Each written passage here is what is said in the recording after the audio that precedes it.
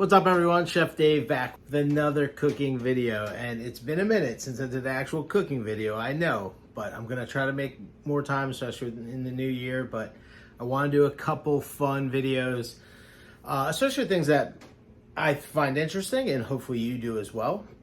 But today we're going to talk something that is from my childhood, deep rooted in my childhood, and that is something called Tremocos. Some of you may know them as Lupini beans, Tremocos. There's a couple different names for them, but the Lupini bean is a very interesting bean. It has a lot of history to it. From a origin standpoint, we're talking, well, I've seen a lot of things that say Middle East, like Egypt, that area of the Mediterranean into the Middle East.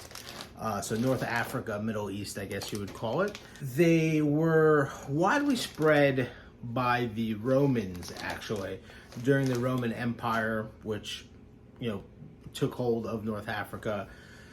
They were more seen as a, there was no science back then, if you will, but they're more seen as a food for livestock and stuff. They did know that they were extremely nutrient dense. They weren't overly seen as a food, if that makes sense. They are a legume, but they are a little bit different than a legume.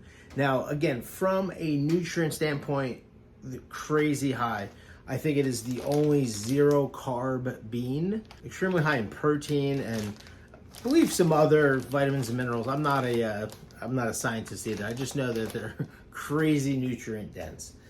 However, dealing with them is a little bit, it's easy, but it is very time consuming, okay? Because you can't treat it like a regular bean.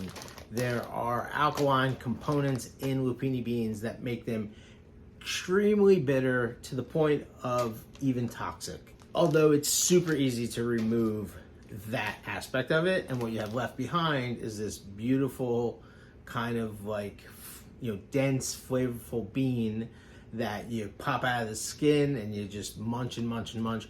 Very popular in bars and restaurants in Portugal.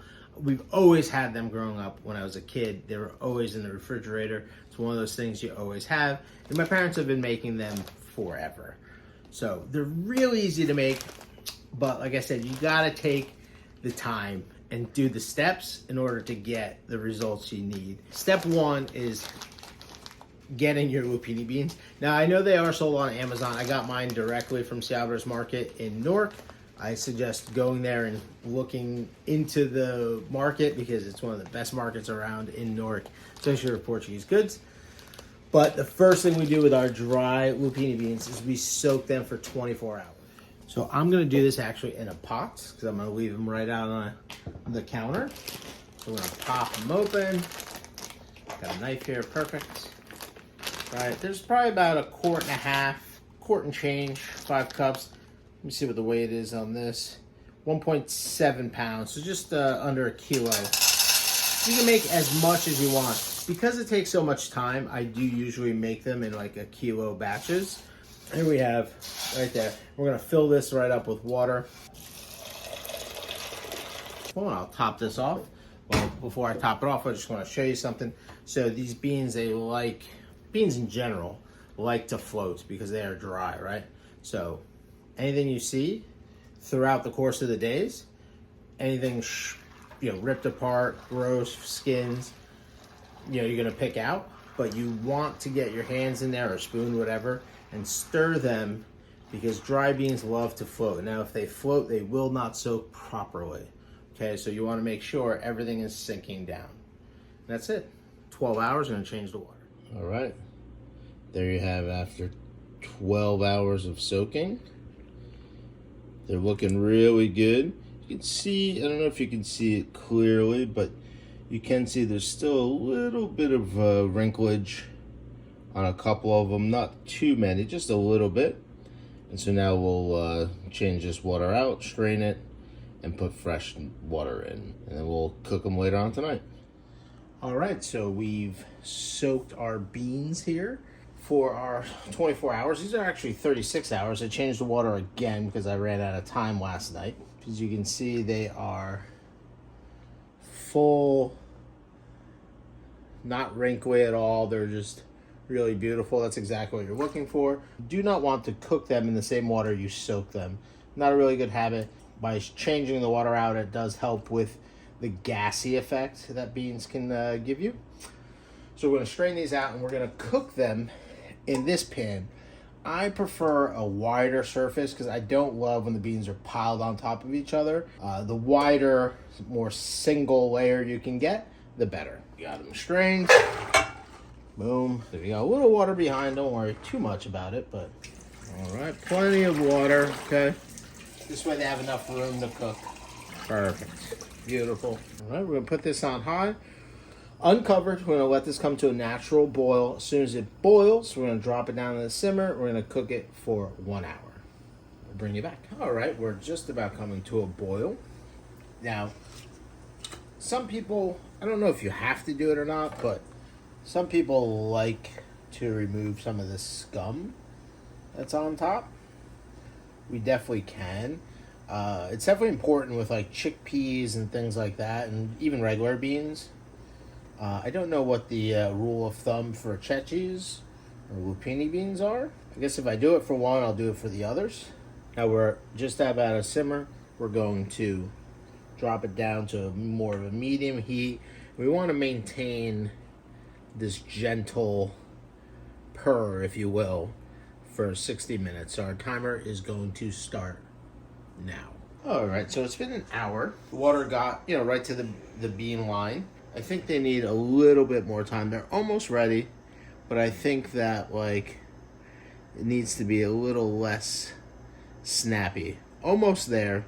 I'd say another 20 to 30 minutes though. 60 to 90 minutes I think is pretty typical. You don't really want to taste them. They're pretty gross right now. Pretty gross. They're super, super bitter. But we'll check back in about 15 to 20 minutes and then we'll see where we're at. All right, we're about another 20 minutes. I think we're in a good place here. So very simply, we're going to turn this off and we're going to strain this, put them in this container with a little bit of salted water. And if you can see, they're almost like a little bit more of a yellow color. That's the traditional color that you're looking for. That's kind of, not that that's the sign of them being totally ready, but that's when they're starting to look like they're supposed to. Some people put salt in the water, some people don't. For me, I like to put a little bit of salt, not a ton of salt, 3 tablespoons, 3-4 tablespoons, not a ton. Okay, we're going to put a little bit of water in here, a little cold water, dilute the salt. I think the salt helps in extraction, okay? After the 7th day, we're going to measure the salt properly and do a 2% salt brine. But in the beginning, just to start extracting that bitterness, those alkalines, out of it, we're just going to put a little bit of salt. Again, only a couple tablespoons, probably about 2 quarts of water. So now we're going to top this off. So this is set. Now this will go in your refrigerator.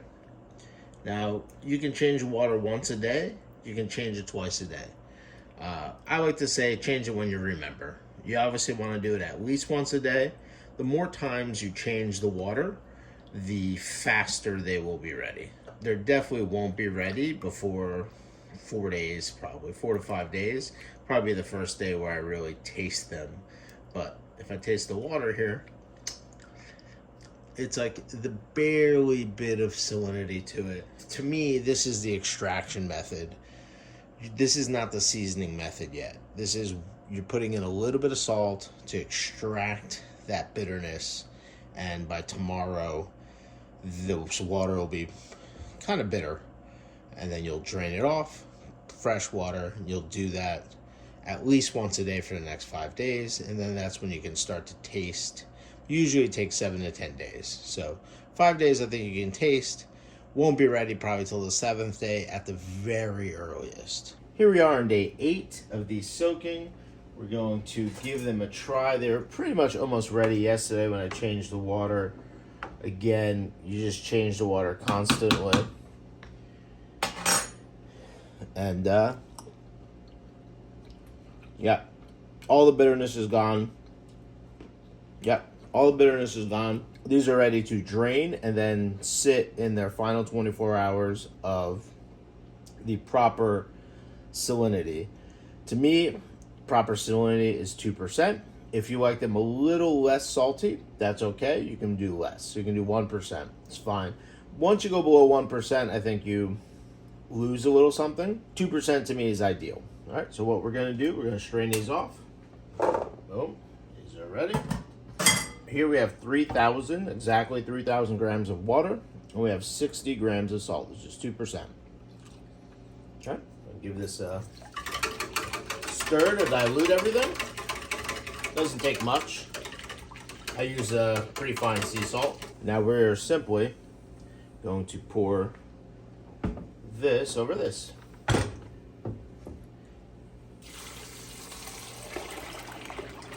Perfect. Now we're going to let that sit for 24 hours and they are ready to eat. We'll bring you back for the final taste test. All right. So we are on our last day now. I let it sit for 2 days with the last salinity 2%. And basically this is what we have here.